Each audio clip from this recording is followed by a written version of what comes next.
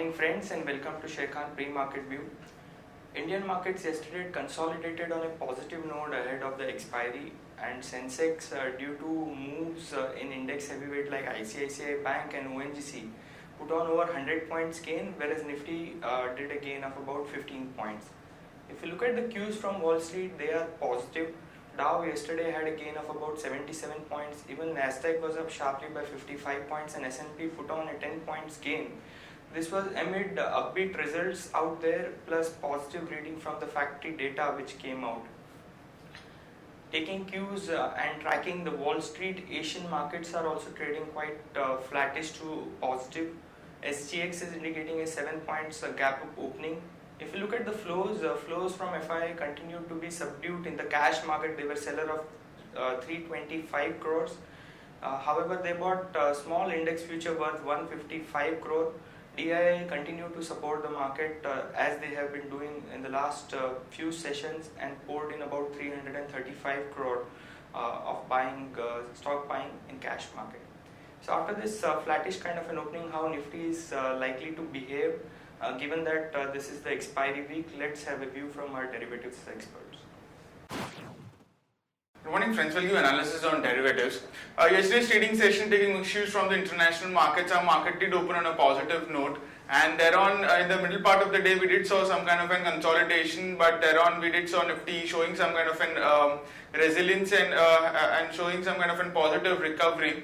And Nifty moved in the northward direction, bridging and 8,700 level acted as a crucial support for the market, and Nifty slowly and steadily inched higher. But it was in the last half an hour of trading session where it gave away most of its gains and eventually closed on a flattish note with a gain of 0.23%, settling at 872.0.25.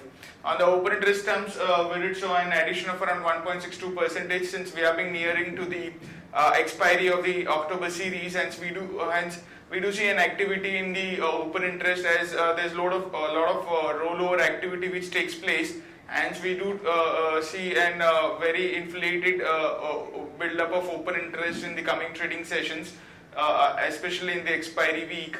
While on the absolute terms, Nifty added 3.61 lakh shares in the open interest, while cost of carry increased from 5% to 16%. That is, Nifty is now trading at a premium anywhere around 10 to 11 odd points compared to a premium of around 5 to 6 odd points which was there.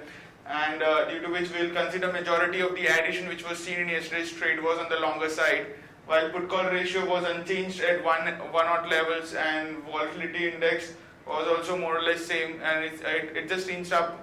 Despite market closing on the positive side, volatility index also inched higher by around 3.5 odd percentage from 14.16 to 14.62 odd levels. On the option side, 8,700 call option has been continuously seeing an unwinding in the last couple of trading sessions.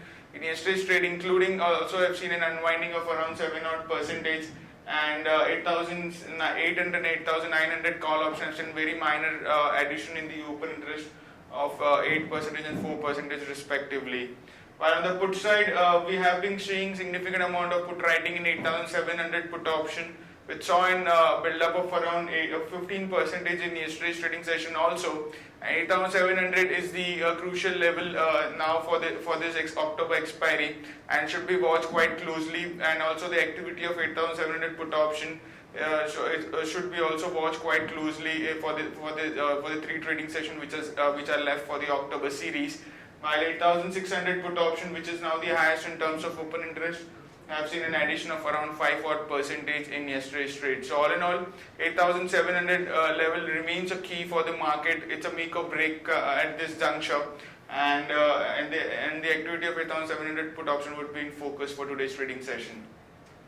There are 6 securities in banned period for today's trade, that is India Bull Real Estate, Jindal Steel, Bank of India, HDIL, Oriental Bank and TV18 Broadcast.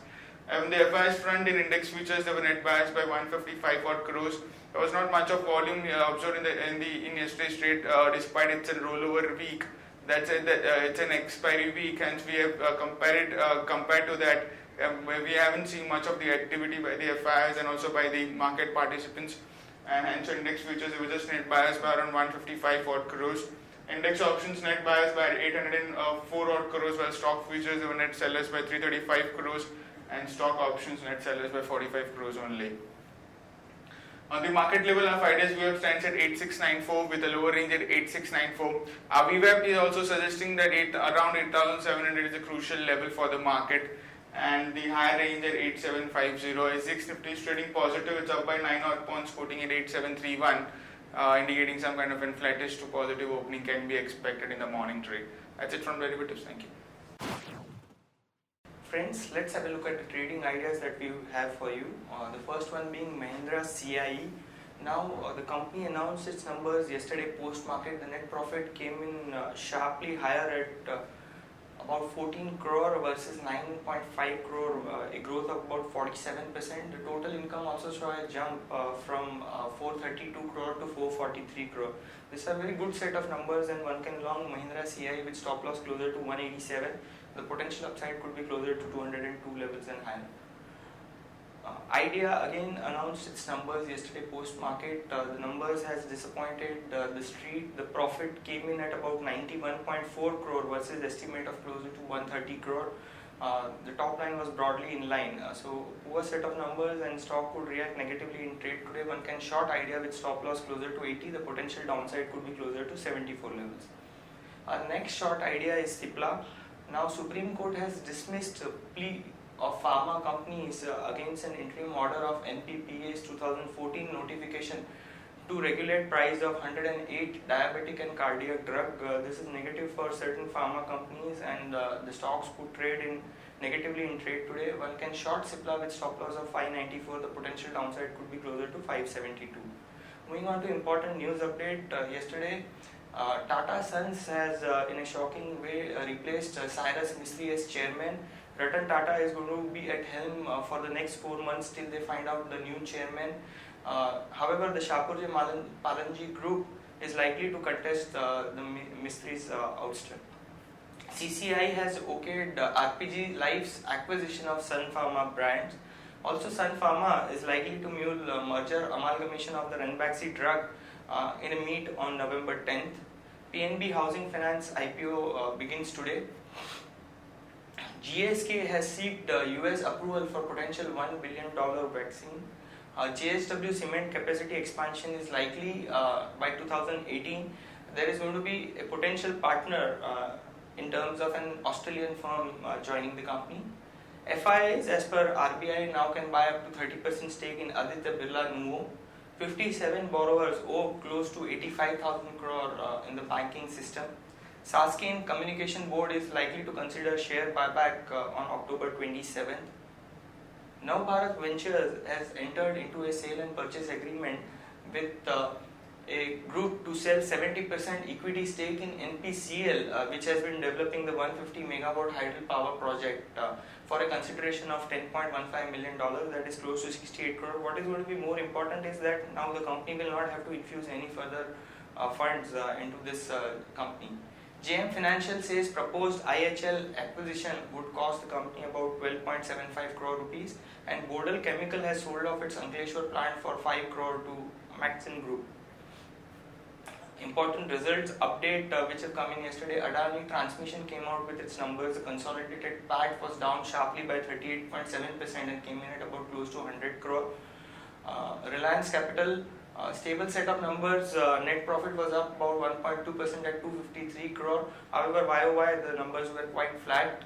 Adani Enterprise, again the consolidated PAT came in at 63.1 crore, sharply down from 299 crores a year ago. Today, important numbers which are likely to be announced. Axis Bank estimate is 1692 crore, Bharti Airtel estimate is 1221 crore, Dr. Reddy's estimate is 273 crore, HDFC Bank estimate is 3425 crore, and Z, the estimate here is 324 crores. That's it, we have it for today. Thank you.